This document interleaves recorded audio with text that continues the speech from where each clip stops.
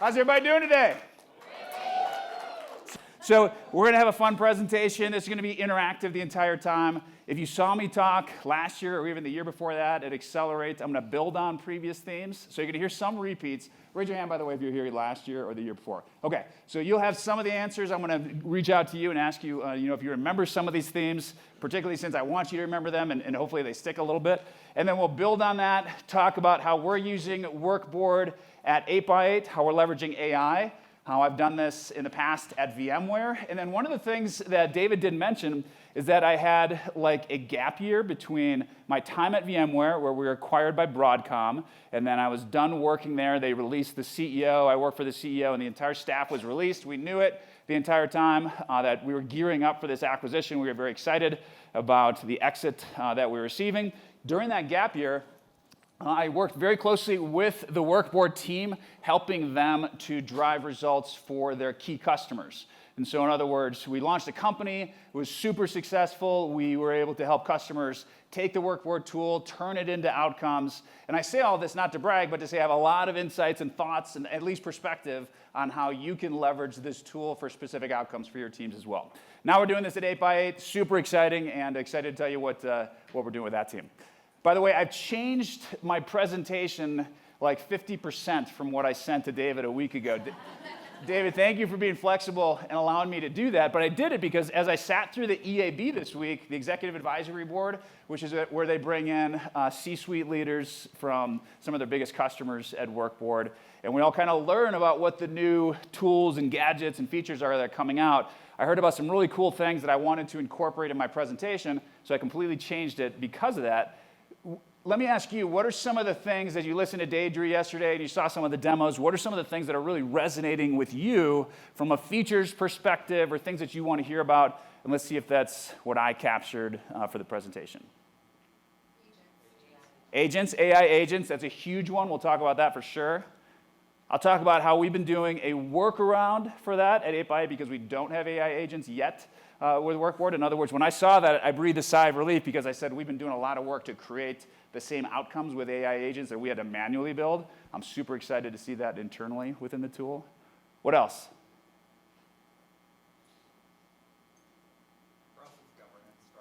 Process governance structure. They put a lot more guardrails around process governance structure, a lot more capabilities there. There's one in particular, and if it didn't excite you, maybe that's good because I'm going to tell you why it excited me and from what perspective. Anything else that you heard about yesterday or in the past couple days that you want to hear more about? Everything. Yeah, everything's a good answer. Yep. There's one that I heard about, or I read about in the community board, I think, about some functionality with KPIs that are coming in. I heard a lot of conversations yesterday about how do KPIs relate to KRs. Yeah. How do you capture that? I have a workaround for that right now, so I'm waiting for that. Awesome. I'm a new customer, but I'm waiting for that. That kind of segues to what I'm going to talk about. What I'm going to talk to is the Virtual Chief of Staff module. And I'm going to talk about why I think that's so valuable. And as soon as I heard that, I said, we're going to completely change how we're doing things internally at 8x8. So when I get back home and some of these features are released, they already have a Virtual Chief of Staff released, but some versions of it, some capabilities are going to be down the road. And we're going to start lead turning that and getting ready for it. All right.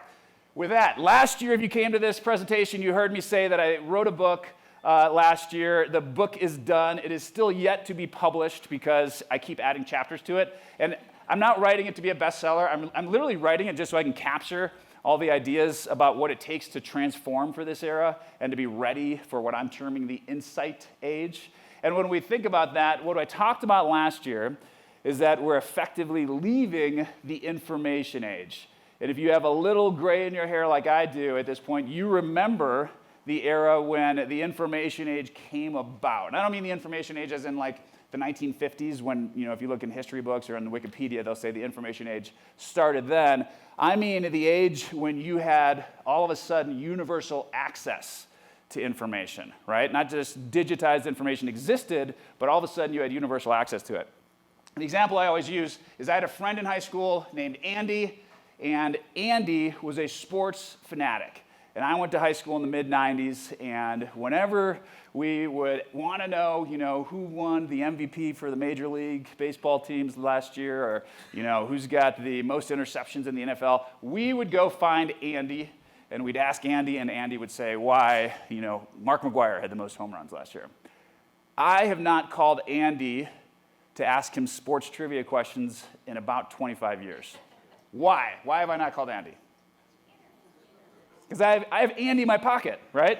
Literally, I have Andy in my phone. I can pull Andy out and dial on it. And by the way, I had a class reunion about 3 months ago, and I saw Andy. Andy's a real person. It's not somebody I invented. And Andy's like, you owe me money for telling this story. I see you doing this all around. And we had a good laugh over the fact that he said, you know what, the calls did stop. He said, literally, what you guys didn't know is I read the newspapers. I was kind of memorizing that stuff in the background. It was kind of his shtick in high school and how he, tried to stay relevant with his friends. And almost overnight, that went away. So why am I telling that story? Because that's the era that we're leaving, right? I mean, we're all familiar, and that's not exciting anymore. The same information that you have access to, I have access to, and not only do I have access to it, I can be walking through the streets in Calcutta and India and the other side of the world and pull out my phone and get access to the same information. For those of us old enough, that was a really significant change. There was a point in time where you would go to like a Harvard or a MIT mostly because of their library, right? Or their teachers, or what you're able to learn there uniquely there. But all the stuff that you can learn at those places is now accessible everywhere else. That's the past, though. That's the history lesson. Where we're going now is what we're terming the insight age. We're leaving the information age, and now we're going into the insight age. Who here has seen the movie or read the book Moneyball by Michael Lewis? Bunch of hands go up. All right, good. So you'll recognize this. What's the premise of the story in Moneyball? We've got the Oakland Athletics. It's a baseball team, and they have the lowest budget in all of baseball. They have, if you watch the movie, they got the strapping coach, the good-looking Brad Pitt, who, is trying to make all of this work out for his team, but he's got a really small budget, and so they're always, always, always the worst team in baseball. What happens? Somebody tell me what happens in the movie that changes everything. They used analytics. Who showed up? Do you remember the actor who showed up? Jonah Hill. So you've got, strapping Brad Pitt who's supposed to know everything about baseball, and then you kind of have, and they picked like a dumpy, Jonah Hill to show up and be like, here's an idea about how you can win at baseball. And they're like, who's this guy to tell us how we're going to win at baseball? But sure enough, he showed up with analytics, and what else? An insight. And he said, I looked at the data, and he said, you do have a small budget, but instead of going after those 6'5" really expensive baseball players, you should go after that 5'8" baseball player that gets overlooked. And the reason is because they actually have a smaller strike zone. And when you have a smaller strike zone, you get on base more often because it's harder to pitch within that strike zone. And so they get walked a lot more, and it's not sexy or glamorous. You're not getting a bunch of home runs, but you're getting people on base, and that actually equates to a winning record. And Brad Pitt was like, wow, that actually sounds brilliant. It might work. So he did just that. And then if you know the story, this is a true story. The Oakland Athletics won the pennant that year. They broke all sorts of records, and they proved that because they had an insight, they were able to analyze the data and extract from the noise and insight, they had an advantage over everyone else. So here's where I'm going with that. And this is what I said last year, and that's why I'm kind of racing through it, because I'm repeating myself, but I want to catch up the crowd who wasn't here last year. We had Andy in our pockets for the last 25 years. Who do we have in our pockets now with AI? The Jonah Hill character. You have the ability to create the same ideas, the same insights as everyone else. So universal access to ideas, universal access to winning insights is what we all have access to, but only if we're ready. What does it mean to be ready? Well, let's think about some of those companies that weren't ready during the time frame. We can think about like Sears.com. Sears.com should be the place that we go to right now. Who remembers Sears, the retail store? It's almost old enough now where some people are like, what is Sears? Sears was a company that was a retail store that you'd go to the mall and you'd buy your electronics there and your clothes there and your furniture there and everything there. And what would happen at Christmas time or the holidays with Sears? Do you remember? You get a catalog. Yeah, exactly. So you get a catalog, and you go through the catalog as a little kid, and you circle all these things that you want in the catalog, and you give it to your parents, and then they give it to Santa, and you get some of the things from it. And they were literally doing the Amazon model, right? All they had to do was lift and shift exactly what they were doing and just put it on the internet. But because they couldn't disrupt themselves in this moment, Sears doesn't even exist. Sears went bankrupt. Same thing with Blockbuster. Blockbuster owned our Friday weekends. They owned our date nights. That was such an experience to walk through the halls of Blockbuster and look at the videos and look at the back of the videos and pick one together and have that family moment. And they had an opportunity to buy Netflix for $50 million in 2001, and they didn't. Do you think that was the biggest mistake you could possibly make? I don't. I actually don't think that was a mistake. Here's why. I think if they bought Netflix, then Netflix would have ceased to have existed. I think that they would have swallowed it up, they would have made it disappear, because their cash cow and the direction they were going for so long was just too tempting to keep going that way. They would have continued with Blockbuster. Now, we'd still have video streaming, it just wouldn't be called Netflix. Like, they would have bought Netflix for $50 million, they would have, strangled it out of existence, and then we would have had something else that rised up and had that. Where am I going with that? Where I'm going with this is that in that era, only those companies who were willing to disrupt themselves were successful. And the companies like Sears, the companies like Blockbuster, there's others that we could name, weren't willing to disrupt themselves. They had a cash cow they were too excited about. They wanted to continue exploiting where they're going. By the way, why did Netflix win? Why did Netflix do so well for the past 20 years? How did they start? Did they start as a streaming service? What did they start as? Yeah, mail order. So they were like sending DVDs all around the world, and if you didn't like your late fees at Blockbuster, then you didn't have to pay late fees anymore, and you could just get as many DVDs as you want, and you paid a subscription service, and they'd send those out to you. Then they went into a video streaming, digital streaming paradigm. How equipped do you think a DVD distribution company is to make that type of operational and cultural pivot to go into the streaming environment? Very poorly equipped, right? I think you'd agree with me. And yet they did it, and yet they dominated, and they made it happen. Was that their last transformation? What was the next one? Content creation. Why did they have to go to content creation? Because we used to have every movie you could imagine on Netflix. If you're old enough to remember this, like 15 years ago, you go on Netflix streaming and you could watch Star Wars and Disney movies, and every production company had all their movies in Netflix. And it was literally the one-stop shop, kind of like Blockbuster was. It was supposed to be Blockbuster digitally. And so they achieved that. They put every single movie on there. But then, of course, the production studios saw that, and they said, well, we want to do that. I want my movies. I don't want to put them on your library. I want to have my own library. And so you get HBO Max and Disney Plus and Hulu and all these other things. And Netflix sees the writing on the wall, and they say, you know what? Instead of just being the digital streaming company, we're going to go pretend that we're Hollywood, and we're going to create Stranger Things and Ozark and all the other shows that we watch on Netflix now. Do you think they had any latent, internal, inherent abilities in their existing streaming culture to go create Hollywood movies, to go become a production studio? Nothing. They had to transform themselves again. So where am I going with this? The companies that are succeeding aren't the ones that are just coming up with great ideas.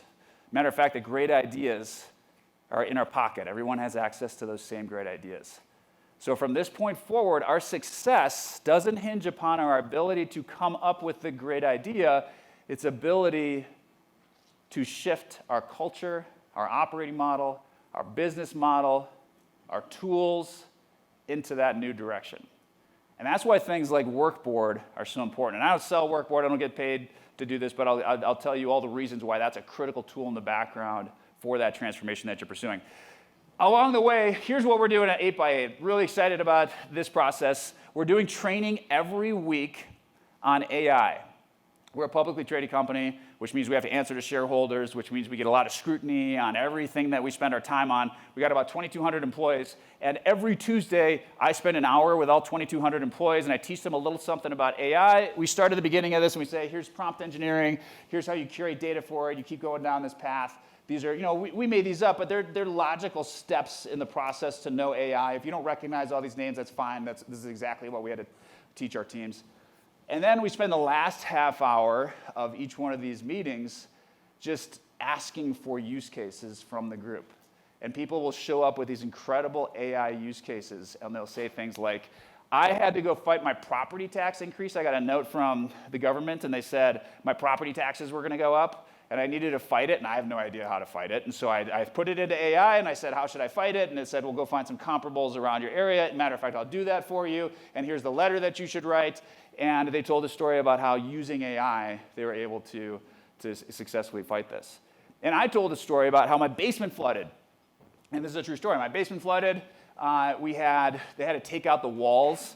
You know, if you've ever had flooding, they take out the walls from like 4 feet and below, wherever the water level's at. Take out all the carpet, of course, and it was a furnished basement, and so you had everything in there. I had to take out all the furniture. And I'm scratching my head and saying, all right, how am I going to renovate this? How am I going to put everything back together? I could always just do it the way it was, but wouldn't it be neat to, do something different? I took a picture of it. If you're AI experts, what do you think I did at this point? What's a good idea? What's that? Remodel it. How do I do that with AI? Upload the picture. Yeah, upload the picture and say, hey, I want to remodel this. This is what my basement looks like right now. Ignore the fact that I don't have drywall, but from the 4 feet and below, and tell me some ideas of what we can build. And we got some incredible ideas I never would have come up with. I did this for free. I didn't have to bring somebody to my house and help to renovate, and we did this in a few minutes, and now we're getting like a wet bar down there and a couple of other things that we never would have dreamed of building. So we tell stories like that every single week on AI. Why am I spending time and our company's shareholder dollars on an hour with our team, 2,200 people each week, having those conversations? Why do you think? Break down the resistance, to make it accessible, to demystify AI, to show people that AI is not for our coding team. AI is the equivalent of, you remember in the 90s, if you're old enough, and I'm not quite this old, but I can picture it, when in the late 80s and early 90s, like if you go into work, I can picture like a lot of typewriters going, right? Still, we had computers in, but you still had people doing typewriters, and then you'd say to somebody, are you using a spreadsheet? No, I've got a ledger. I use a ledger, for those who don't know, you like wrote in something, and that was your spreadsheet of the old days, and I would just keep it all in one place, and that was our version of Excel. And they'd say, there's some spreadsheets in Lotus 123 or something, some of these old names that you could use. And the person's like, that's a fad. I'm not going to do that. Or maybe they'd say, that's for the product team. That's for those digital folks. I'm not going to be doing that. I'm going to be, I'm a salesperson. I'm a fill in the blank with whatever role. Should not have to do it. And then, of course, 10 years later, not only is everybody doing it, but now we're all on the internet. And you wouldn't dream of going into a company today and saying, I'm not using digital. I'm not on the internet. Of course, you wouldn't get the job and you'd be fired. We're going to see the same thing take place with AI, I promise you. So in this next era, AI is going to be table stakes. As a matter of fact, coding with AI is going to be table stakes. And I don't mean coding in the traditional sense where you're writing code, but delivering outcomes as if you were writing code. If that scares you, it should a little bit, but also know it's extremely accessible. And this is why we go through this process at 8x8 to demystify it and show people how you don't need to be an expert in coding or technology in order to reap the benefits. The most examples we get are like from our HR team and from folks who really aren't in the digital age leaning forward like the rest of our product team nearly as much. So prompt engineering, the rest of our lives will not be based, our success will not be based on the answers we come up with. Because remember, the answers are going to come from Jonah in our pocket, Jonah Hill, hanging on our pocket, waiting to give us an insight. They're going to come up from the questions we can ask, which is what prompt engineering is. And so when you think about prompt engineering, when I talk to people about AI, like I said, wrote a book on AI, and so whenever I talk about that, people always come up to me and say, what's your favorite AI tool? Like, which one should I do? Is it Grok? Is it Gemini? Is it Perplexity? Is it ChatGPT? Is it Claude? And there's good reasons to use all of them, but my answer every time is it doesn't really matter. Yeah, exactly. It doesn't really matter. And it's not that there aren't differences. There are some differences. We can talk about that, but that's much less interesting than the other part of this equation. If I prompt something and I put it into a large language model, that's just AI, and I get an insight out of it, and if the LLM is not that important, meaning what I pick is not that important, what is the important part of the equation? The prompt, the question I ask. And not all prompts are created equal, right? Not all prompts are going to be the same, give you the same answer. So now it becomes really important to know how to ask questions. I'll give you some strange examples of prompts that oddly work with AI. If you were to ask a question of an AI tool and then say, if you get this right, I will give you $1 million, do you think you would get a different answer? Who said yes? Why do you think yes? I recently learned that you can incentivize AI by giving them rewards and money, and they'll give you a different answer. Exactly right. Do you owe that AI tool $1 million after that? No, there's no transaction required after this. It is a false promise, until Skynet takes over and they come and ask you for the money. There's no problem, that you don't have to worry about paying any of this. But the reason this happens is because AI is so literal that it's going to behave as if it's something that's being offered $1 million to get the right answer. And so when you say to it, write me a horror novel, write me a scary story, and it comes back to you, it's going to write you, do you think it's going to do the best scary story ever, an average one, or a bad one? Which one do you think it'll do? Average. Why average? Because you weren't specific. If you're asking a computer to do something, it's going to give you the most literal response possible. So it's going to say, I'm going to give you a response as if I'm a senior in high school, about an average level horror novel. That's going to be kind of interesting, but not great. Now let's say, write me a horror novel as good as Stephen King and make it a bestseller. What type of response do you get now? The best. You're going to try this out. Seriously, try this out sometime. You'll see the difference. You'll get a much better response. So where am I going with this? The questions you ask matter. And the questions you ask need to be framed in a way so that you get better responses. One of the techniques I like, and I have it up here, CRIT, is context, role, interview, and task. Context, say, here's the context for the question I'm asking you. Role, here's the role you're going to play. You're going to be an author just as good as Stephen King. Interview, do this, do this, do this, do this. Say, ask me 3 questions before you start that'll help you to better supply my task. And then T, what is the task? If you do none of these except for one, do the interview piece. You'll be amazed at how the AI tool knows what it wants to know, but it'll never tell you unless you ask it to. The second you ask it to, it'll give you questions that will refine the answer and make it that much better. Now, of course, this is not about AI. I'm not doing a presentation on AI. We're going to talk a little bit about how this changes your organization and how this works with WorkBoard as well. Curating data is where WorkBoard is really, really exciting and successful. This is the next piece in the puzzle. Once you manage prompt engineering, and unfortunately in your slides they're going to be totally different unless they reprinted everything. Did you guys reprint it all? Yeah. So like I said, I made totally different slides. You're going to have to, you'll see the old slides, and you just have to take notes somewhere else. So when you think about, does anybody else wear an Oura ring like I do?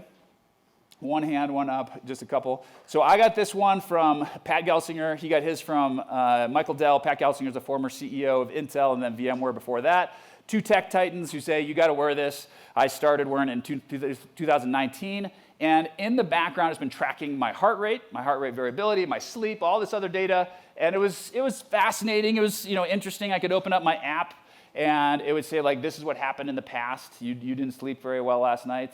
And they'd be like, well, yeah, no kidding. I knew that. But then something really strange happened recently. About a year and a half ago, it stopped just telling me what happened in the past. Does anybody else know what happened? What the big switch was that they made? What was it? Predicting the future in really weird and kind of creepy ways. Like, it would say, hey, Joel, you're going to have a bad mental health day in 2 days. What does it mean by that? It means we're testing your temperature, we're watching your sleep, we're watching your physical activity, we're watching everything else in the background based on patterns and trends for humanity, and most importantly for you, you're going to have a cortisol spike in about 48 hours. And a cortisol spike equates to a bad day. So I wouldn't plan too much on that day. It doesn't guarantee you're going to have a bad day. You can turn that day into the best day of your life, but it means you're going to have a cortisol spike, which means it's typically going to be a little bit harder of a day than you would normally have. Super interesting, right? Everybody always gets Oura rings after I tell this story. But that's not the point of this story. The point of this is to say that because I'm wearing the ring, I get these incredible insights. If you went out and bought an Oura ring today, are you going to get these insights about your future right away? Why not? Because it needs data. And it doesn't, by the way, I don't want to know when the average person who lives in Georgia is going to have a bad day, which is how we typically do things, right? We parse it into demographics. And we say, you're a Georgia male, Joel. You live in Atlanta. Here's when the average person in Georgia is going to have a bad day. I could care less about that. Or here's when an average 48-year-old male will have a bad day. I'm 48 right now. Once again, I don't care about that. I want to know when Joel Neeb is going to have a bad day, or a good day, or whatever the prediction is. What's the only way that I get that? What's that? Data based on me. How do I get that data? I wear the ring. So what's the big takeaway? And it's not to go buy an Oura ring. The big takeaway, you can get it if you want, but my point is this. The takeaway is that one of the most important things you can do in this era, in the insight age, is start putting the equivalent of an Oura ring around everything that you do. Around your companies, around your strategy, around your customers, around your communication, around your personal life. There's literal, we were talking in the executive advisory board, there's a guy in there who wears a pendant 24/7. Have you heard of these yet? That records every conversation that you have? Yeah, a little creepy, but it's cool in the sense that it's capturing every bit of data so that you're able to use that as inputs from which you get insights. This era will be defined, mark my words, by the data that we capture in this moment. Data centers are blowing up. I work with a lot of data centers as well, and they're literally saying things like, we are going to put a data center on the moon next. There's a contract signed, ink is dry, on putting a data center on the moon because we don't believe like we have enough space on Earth for all the data centers we're going to need moving forward. They want to put them in space. They already put them in the ocean. Like, if you want to invest in data center stocks, that's a great place to go invest. Don't take investment advice from me, but if there was a place that I believe is going to be blown up, that's certainly one of them because slowly people are starting to realize that data is going to be one of the most important things for us to curate. Yesterday, Deidre told you that 750 million people are using AI. And that's amazing, and it has changed like overnight. A year ago, we would have had a very different conversation if I would have said, raise your hand if you've used ChatGPT. Like, a couple hands would sheepishly go up because they'd say, well, I use it to write a little bit better email and nothing that much. And then when I was at the conference last year, I think I asked that. We could go back in the video and see. This year, of course, many more of you would do it, but I would argue that very few of you are curating the data to be ready for this moment. And so if you're not curating the data, you don't get the right insights. How do you segment your customers today? How many segments? Raise your hand if you segment by like retail, enterprise, commercial. Raise your hand if you have some segments for your customers. Yeah, tell me about the segments that you remember off the top of your head that you use. Segment by size, so company size, right? Why do you do that?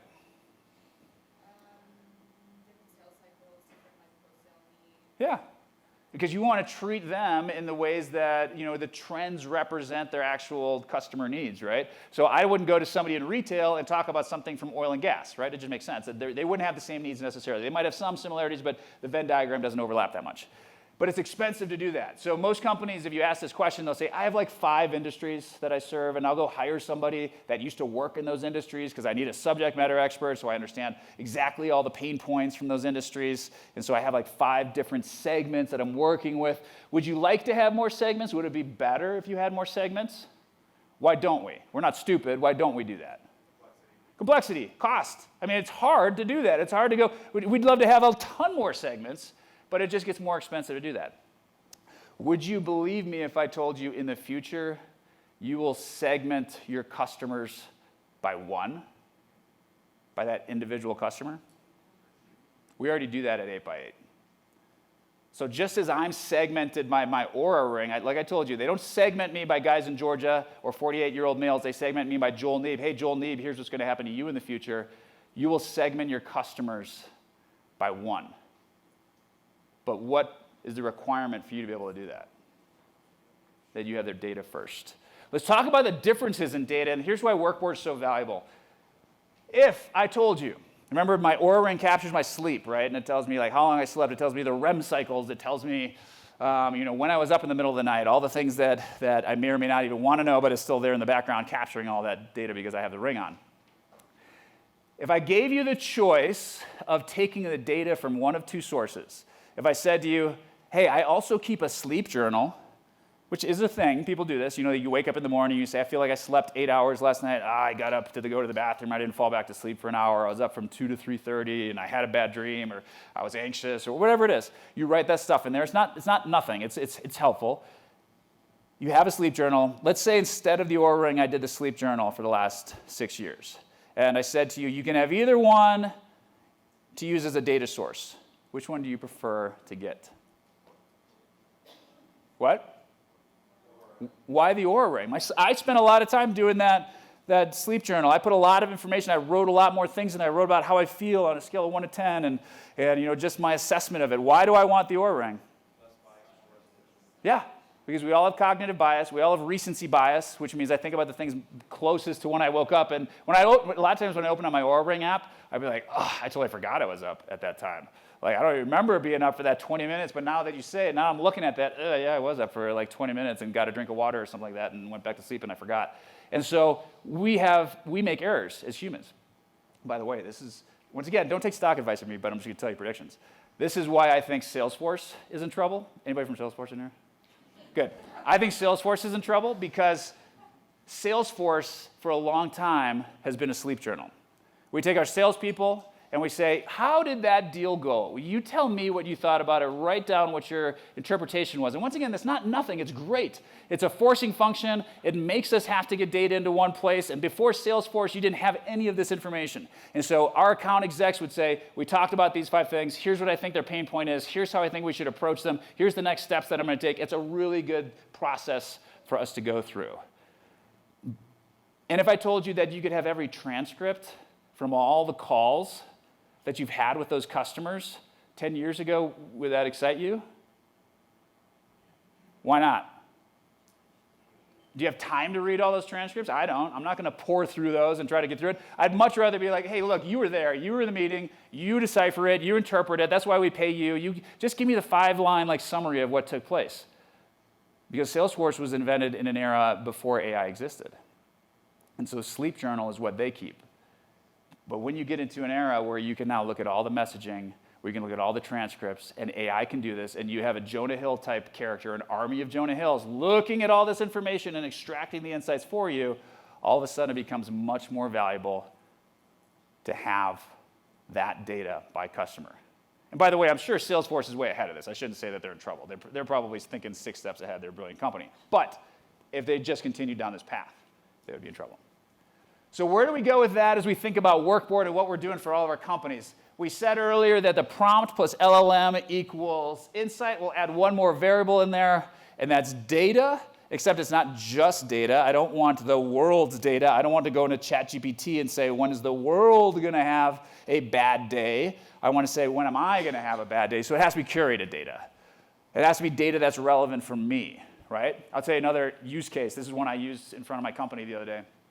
So I went to my yearly physical, and I have a very unique background. So I have an aggressive fitness regime. I compete on American Ninja Warrior whenever I can, that TV show. I've been on it 4 times. But I also had cancer, like stage 4 cancer, almost died cancer. And I still have remnants and stuff like that, and scars and all the challenges of that.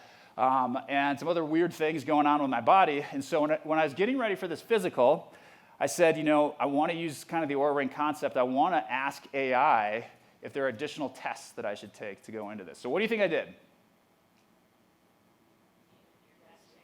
Yeah, I put all of my data into AI, said, here's my fitness regimen, here's how often I work out, here's my past tests, here's the cancer diagnosis, here's all the stuff that I went through with that. AI, I'm getting ready for this physical. I'm going to do a combined blood panel and like a cholesterol test, and that's it. And what other tests should I do? And AI said, I'm glad you asked. Here's 42 other things that you should get tested.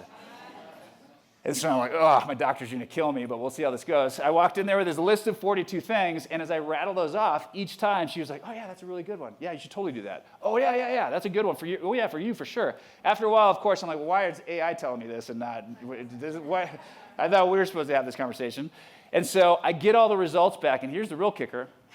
So then it comes back and it says my cholesterol's high. My cholesterol's like 220, right? So what does the note from the doctor say because I have cholesterol at 220?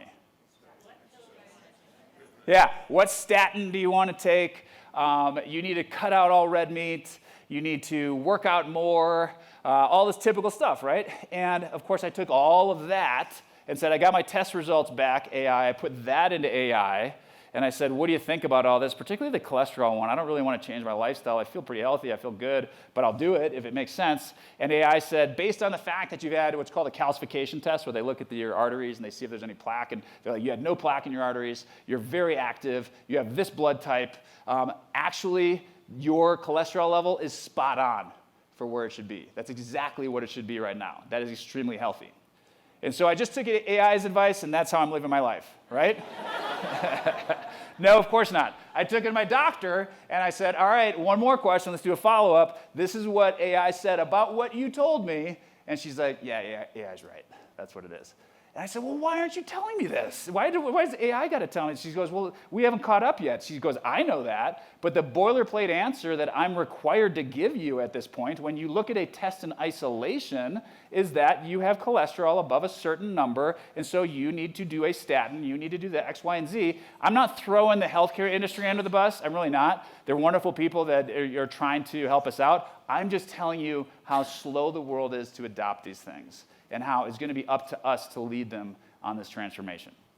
All right, with that, let's talk more workboard stuff. Who's here has seen these views before inside of their workboard tool? Just a few hands. If you haven't, I highly recommend that you see this. Who has not seen this inside of their workboard tool? Somebody explain for the people that haven't seen this before what this is. What is this a picture of? It's your alignment. So as you build out your OKRs, one of the steps we're looking for is let's build alignment, and let's talk about what things are going well and what things are not going well in terms of alignment. So each one of these dots for a company I worked for previously represented a VP. We had a lot of VPs, probably too many. And all these VPs were told to go build alignment. And they're told, typically go build alignment. You're a VP, we pay you a lot, go collaborate, go build alignment. That's what your job is. And they would go out there and we'd say, all right, now document it. Show us what the alignment looks like. And this is what we showed up with in the first quarter. And what this means is you have this group right here. They're kind of aligned, right? Like they have a lot of, it seems like a team, this well-aligned team of VPs that are hopefully working together cross-functionally, getting stuff done. But then you have all of these, we call them orphan OKRs. These poor little OKRs that are doing nothing all by themselves. They might as well be their own company because at least on paper, at least in terms of what they put into Workboard, they're not working with anybody else, right? If you're nodding your heads, this happens everywhere. This is not unique, right? Of course. We're merely exposing. By the way, did we create this problem with Workboard? No. That's a really important conversation to have with your leadership. Because when you show them this, they're going to be like, what did you do? I can't believe I thought I hired you for transparency and alignment, and this is what you're showing me? And the first thing you're going to say to them is, yeah, this is the snapshot. This is an X-ray of what we're dealing with right now. We haven't started to mend the bone of the broken bone that we got here in the X-ray, but I want you to understand what we're dealing with. So get very used to that conversation when you first put this document in front of your leadership. Fortunately, I had a good CEO who didn't say, hide that slide, burn it, never show it to anybody else, and why would they say that? Are they terrible leaders? No, they're in the back of their head, they're like, yeah, but the building's not on fire. We're still kind of okay. Would I like more alignment? Yes, but I don't want to terrify the company and put that picture in front of them. And so it takes a really strong leader to say, all right, we got to figure out as a C-team, as a C-suite, how we're going to address it. The next quarter, this is what we built, because they said, we're going to lean into this. We're going to require you to build that alignment. You need to figure out how you build the 1 + 1 = 5 story, how you build dependencies together, how you're going to start showing how you're going to work together as a team. And this is what it built. I'll translate it for those of you who haven't seen it. The red are the key initiatives. These are the ones that are most important. This is at our C-suite level, at the very highest level. The bigger they are, the more connectivity they have, right? So the more lines going in it, which is good. I want to have, and it makes sense. For the big ones, that means I have all of these folks dropping a pebble in the bucket of that goal, and hopefully as those pebbles add up, we're above our goal for the company for that thing, right? This one's really small. There's a little red one right there. You might say, well, is that one failing? No, that was hidden. That's one that was for our finances. We're publicly traded, so we couldn't expose everything to the company. And so there were some things that were still our highest priority, but we wouldn't necessarily be able to tell the entire company about, which is fine. Some other interesting things about this. You see this little amoeba-looking thing over here? Looks like a Ferris wheel. Would that make you ask any questions? Or do you see interesting things as you look at this, by the way? What is interesting to you? What's that? Yeah, the circles are super interesting. We start to see where we have alignment, where we don't. That circle was our team from India. And it told us a couple things. One, it told us that our team in India was highly aligned. They actually were working off a very aligned script. They know exactly what they're doing. They're aligned extremely well. But what's the second thing that it told us by looking at that? Yeah, they were isolated. And now we're like, oh, now it makes sense. They're always doing their own thing and they're fine, but it doesn't feel like they're really part of the bigger company, and we're missing an opportunity here. So in addition to just having lines that showed us that we had dependencies and we checked the box on some percentage that said, have more than 80% alignment within your company, we do that too. But this is a really interesting view that you get to see, that you get to start to interpret. You become the doctors for your organization. You're like Dr. House, whoever saw that show back in the day, right? You're Dr. House, you're diagnosing, looking at everything else within the organization because you have that luxury now because you've captured the data. And so now you could say, hey, we want that India team to be more aligned with everyone else. What are some ways we can engage them more? Maybe we need to fly them out and have them be a part of the next leadership meeting and have conversations with them. Maybe you want them isolated. Maybe this is the Skunk Works team. Maybe this is the team developing the thing in the basement that's new and you don't want them to be slowed down by the bureaucracy that everybody has in the big organization. And so you're like, yep, thumbs up. That looks great. I want them isolated like that. That's fine too. My point is you need to have an opinion and we need to interpret it. And that's why WorkBoard's so great at that, because I don't know any other tool that'll do this job for us to be able to say, here's what it looks like. Does anybody know what Conway's Law is? I'll be super impressed if you know what Conway's Law is. What is it? It's that however you set up your organization is how your system will mirror what you build will mirror the people that are the organization around. Yes, exactly right. What she said is however you set up your organization, the organizational operational system will mirror that. I'll say it a little bit simpler because this is a really easy way to test. How we communicate with one another reflects our alignment. How we communicate with one another across the organization is defined by our alignment. Here's where I'm going with this. If you put an org chart on the screen, it would not look like we're trying to isolate that India team. Matter of fact, it would have a lot of other lines going into it and saying, hey, we have dotted lines coming together, and we told you you're supposed to play nice and be good teams together. And the org chart would look like what we hoped it would be. But reality and Conway's Law says that when you look at how we really communicate, it shows you what your actual org chart is, what's actually taking place within the organization. And somebody might say, but Joel, you're just talking about WorkBoard. This is just what we put in a tool. They spent 20 seconds thinking about it. Like, why do we believe this is so real? We took a look at their emails back and forth. We took a look at the messaging back and forth. We took a look at the phone calls back and forth between these teams. And sure enough, they weren't communicating with one another. So we confirmed all the things that we saw here. This is super powerful. All right, so continuing along your AIQ spectrum, ask your teams, where are you at? What part of this journey are you on right now? Here's why. In this era, I would argue, if you're 6 months ahead of the AI transformation and you're able to keep up with that rate, you will win. Did I say if you have perfect product market fit, you will win? Did I say if you have the best leaders in the world, you will win? Did I say if you're in the best industry, you will win? No, I said because of the disruptive, superpower-like nature of what AI provides for us right now, if you're 6 months ahead of what people are doing with AI, you will win. Consequently, if you're 6 months behind, what am I going to tell you? You will lose. I don't care who you are. I would argue right now, I'll quit making predictions. Big company that I won't name is behind on an AI transformation, and it shows. And you can see it. I don't think there's another era in history, to include the internet age, where things were so disruptive, moving so fast, that being 6 months ahead literally gave you an untenable competitive advantage like it does in this moment. So I work at 8x8.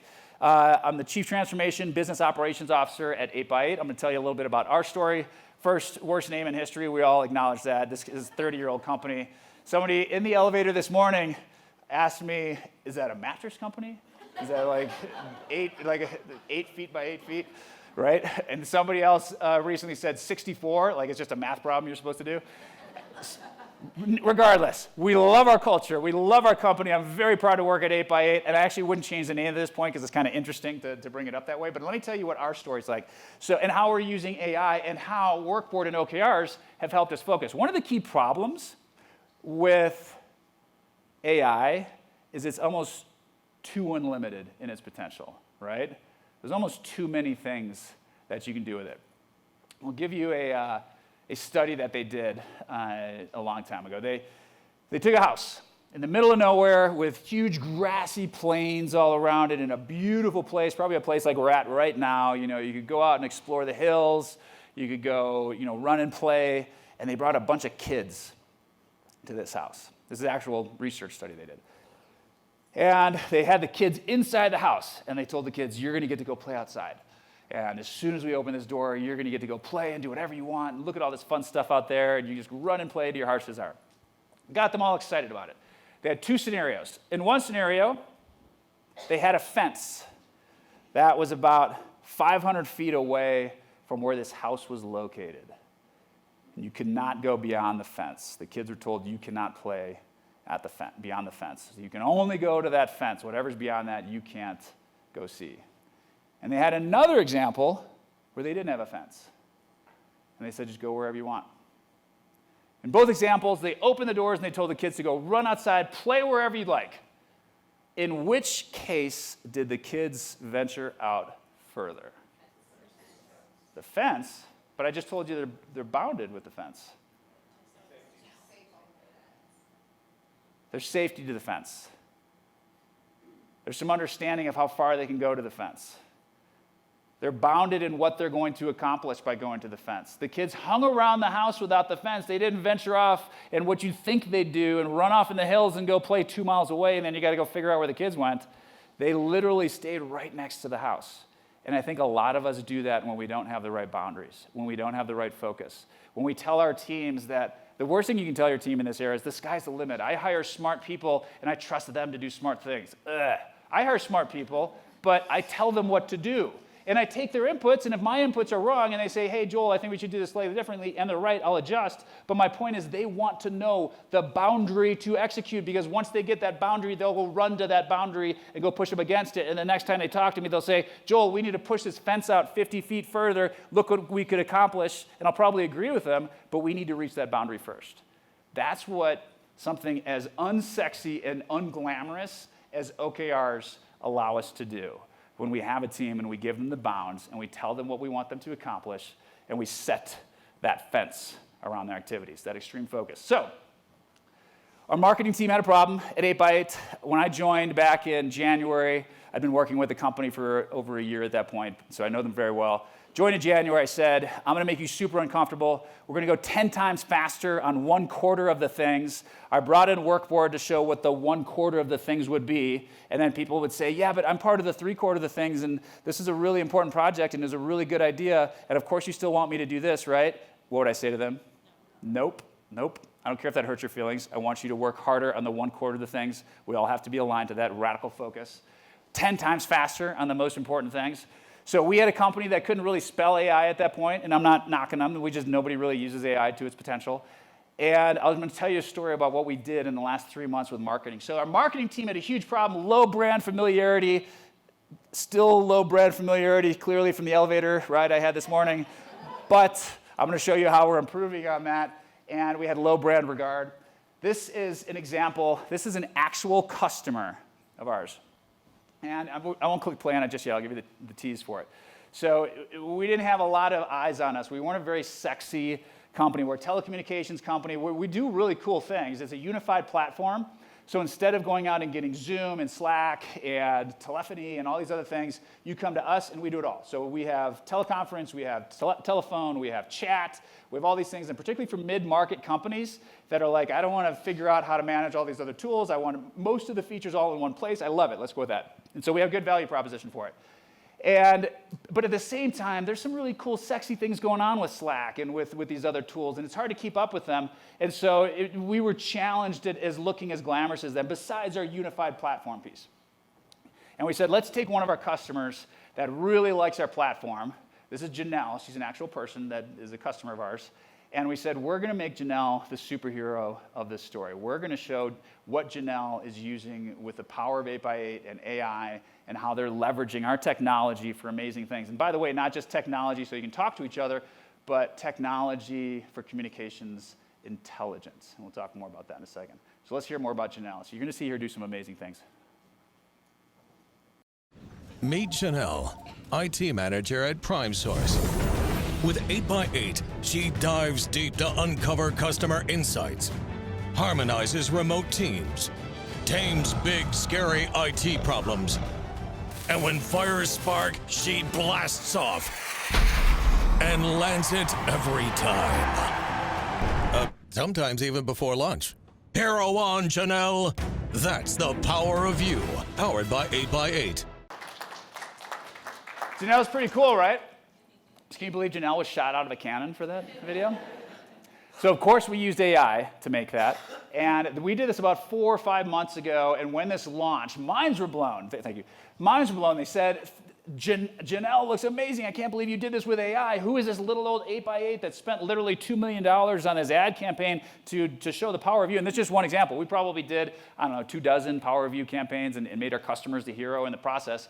And we used AI videos to make that happen. I want you to look at what our OKRs were. Our OKRs were drive higher brand equity, once per quarter familiarity score has to go up, regard score has to go up, establish 8x8 brand awareness index, which is something that you can measure what your awareness is for that brand.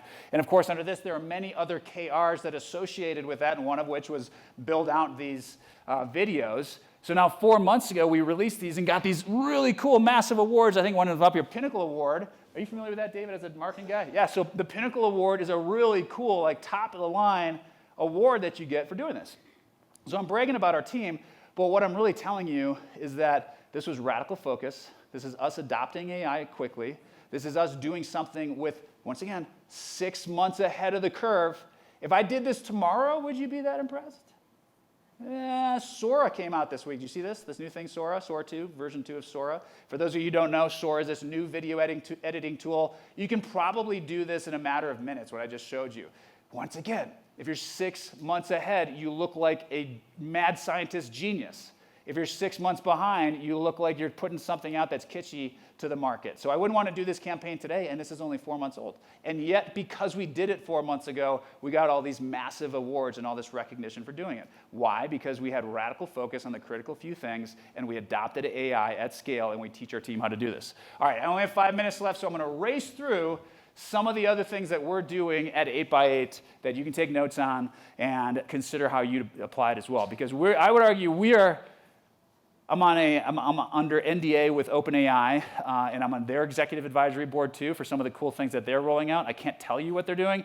It's amazing. But what I will tell you is that when they look at what little old 8x8 is doing with AI, they say things like, you are in the top 0.1% of all of our customers in terms of what they're doing with AI. Once again, kind of bragging, but really just telling you that for credibility so that when I tell you these things, you'll understand why we're so far ahead.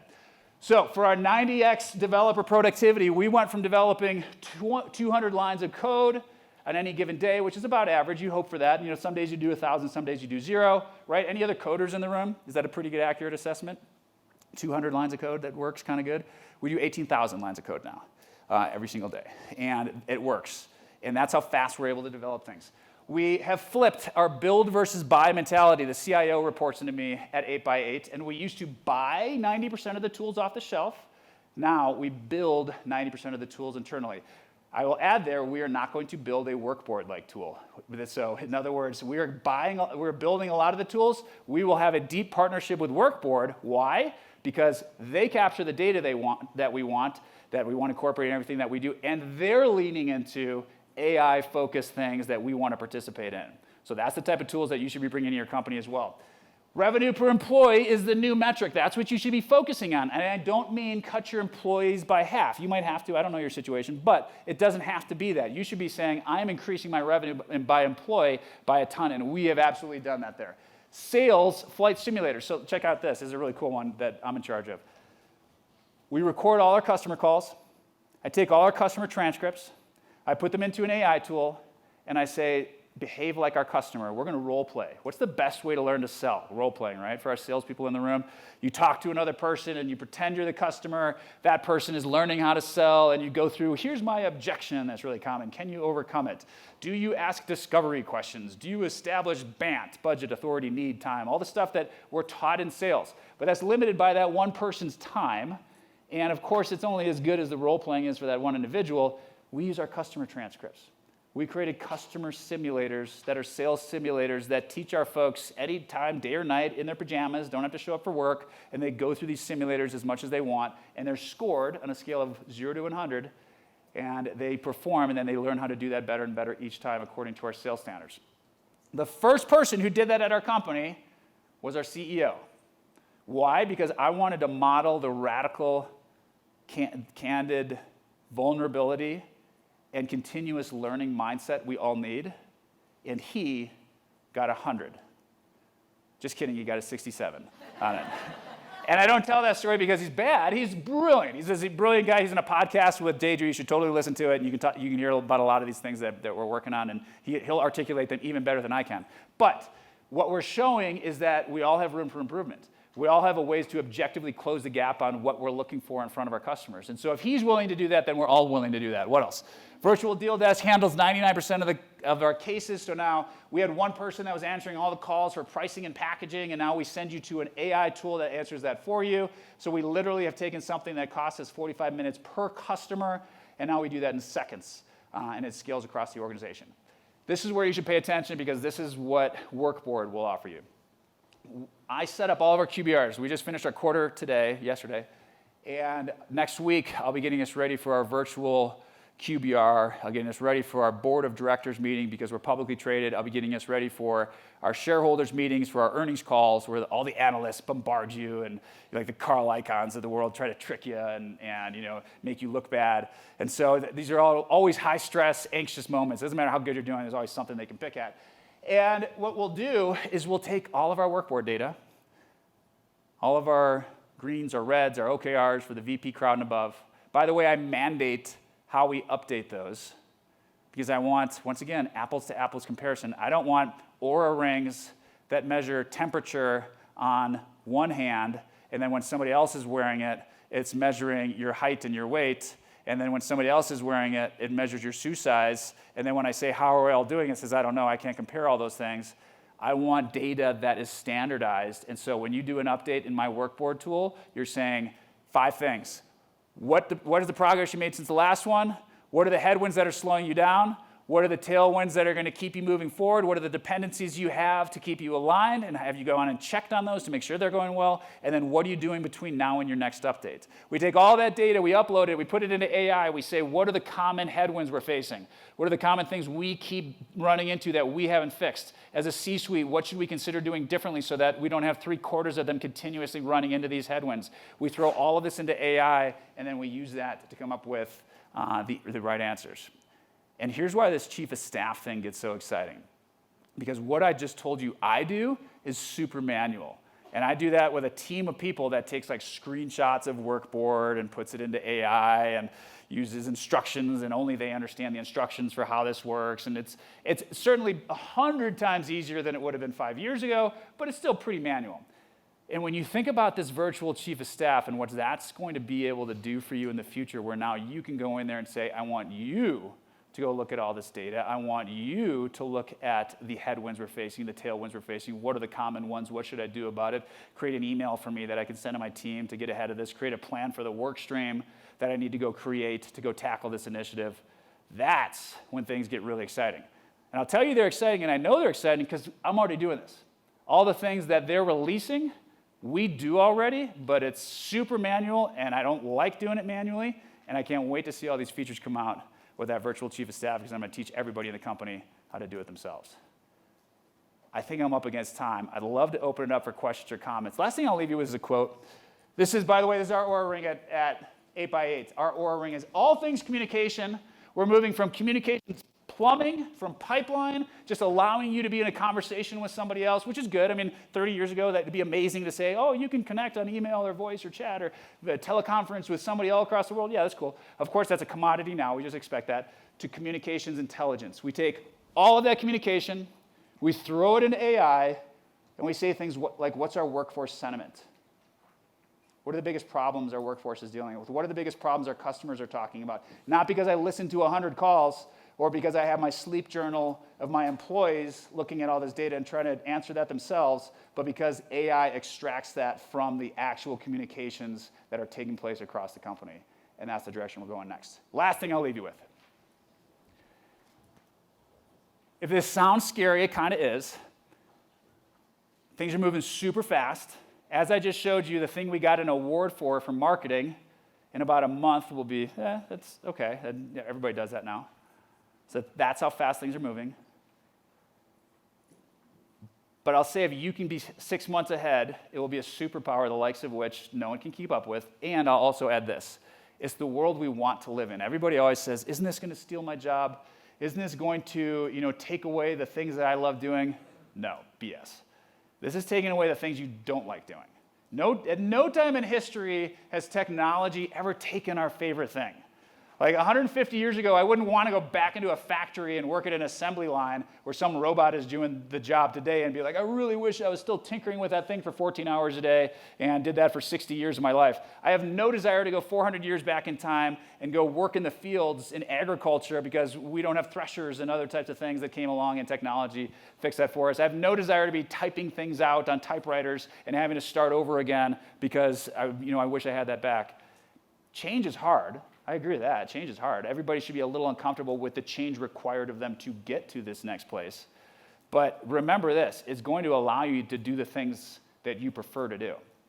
Last quote I'll leave you with is from Brene Brown. Brene Brown's brilliant. She works at my alma mater, University of Texas. I'm going to be talking, hook 'em horns. I'll be going back there on October 30th and talking to the whole MBA class about AI and hopefully talking to her. But her quote that I love is, 100 years ago, we hired for strength. Can you go work in the coal mine? Can you go make it through the factory? Are you strong enough to endure a pretty cruddy job? Today, we hire for intelligence. Are you brilliant? Can you come up with Steve Jobs-like ideas? If you don't wear deodorant like Steve Jobs didn't, I guess I'll put up with you. But because you're so brilliant, but I really hire for intelligence, tomorrow, we'll hire for heart. And what that means is, once we've commoditized intellect and ideas, and everybody has the same access to ideas and intellect across the globe, then the only distinguishing factor is how you reach people. The only distinguishing factor is what we all wanted to do when we said we were going to be leaders when we were kids. Nobody said, I want to work on Excel spreadsheets and do TPS reports. They said, I want to lead a team. I want to make people feel good about themselves. I want to bring out the best in people. I want to connect with others. AI is what allows us to do that. AI is what allows us to bring our heart to the forefront and communicate just like we are at this event. Thanks for your time. Thank you, sir.